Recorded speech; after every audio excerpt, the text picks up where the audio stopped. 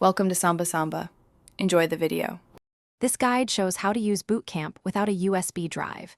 You need an Intel Mac with Bootcamp support and administrative access. Download an ISO of Windows 10 or 11 directly from Microsoft.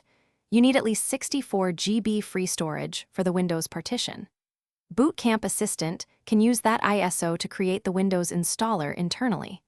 We will walk through resizing, installing, and getting drivers installed after setup. Follow each step carefully to avoid data loss during partition and installation operations.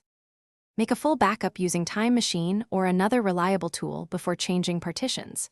Disable File Vault and sign in as an administrator before running Bootcamp Assistant. Ensure macOS is updated and you have at least 20 minutes of battery or AC power. Free up at least 64 GB of storage and consider 100 GB for comfort.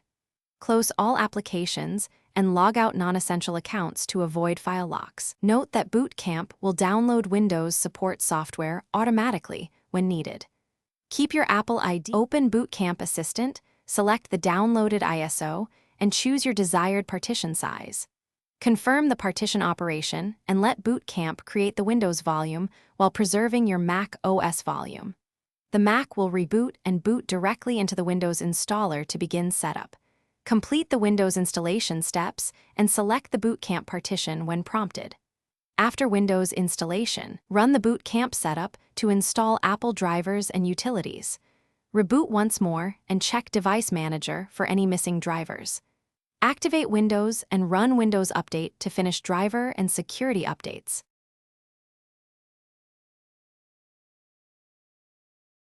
Thanks for watching. Consider subscribing if we helped you.